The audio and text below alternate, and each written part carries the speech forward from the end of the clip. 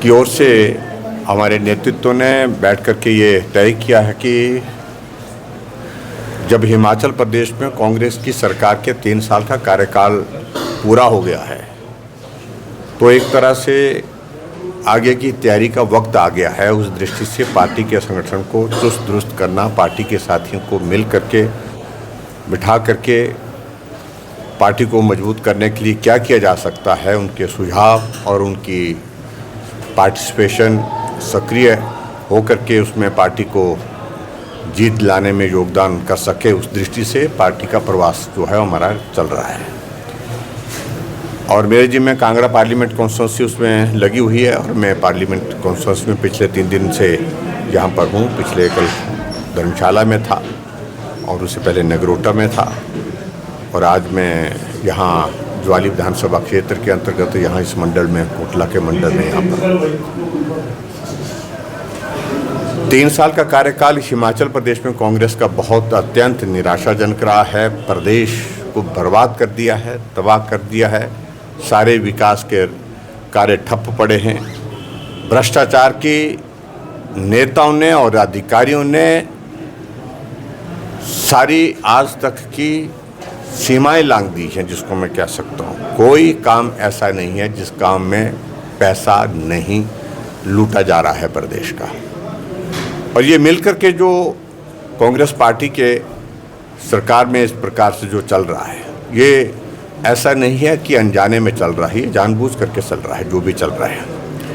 और दूसरी बात, सबसे बड़ी बात है कि कांग्रेस के आपस में तो तालमेल की दृष्टि से हालात जो बने हुए हैं, मंत्री मुख्यमंत्री के खिलाफ बोलता है, मुख्यमंत्री मंत्रियों के खिलाफ बोलते हैं, डिप्टी चीफ मिनिस्टर के खिलाफ बोलते हैं, डिप्टी चीफ मिनिस्टर सरकार के खिलाफ बोलते हैं।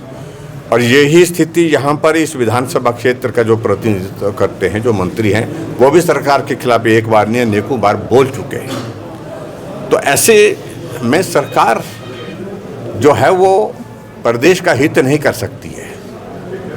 पूरे हिमाचल प्रदेश में इस वक्त डिजास्टर का एक्ट लगाया हुआ है और डिजास्टर एक्ट सिर्फ पंचायत के चुनाव को टालने के लिए लगाया गया है, जबकि वस्तुस्थिति यह है कि इस डिजास्टर में जो डैमेजेस हुए, जो नुकसान हुआ है, उसकी भरपाई के लिए प्रदेश की सरकार कुछ कर नहीं रही है। तो इसलिए हम लोगों के बीच में जा कर के अब लोगों को जागरूक करने का भी है और ख़ासतौर से जो झूठी गारंटी हमने दे रखी है, उन सारे मुद्दों को लेकर के हम लोगों के बीच में बात कर रहे हैं, कार्यकर्ताओं के बीच में बात कर रहे हैं, ताकि हमारा कार्यकर्ता आने वाले समय में सरकार को चौक चौराहे पर घेर सके। सर, मुख्यमंत्री का 16 के दौरे पे थे, जब उन्होंने 1500 रुपये देने की बात की। ये बात उन्होंने एक बार नहीं कई बार कह दी है।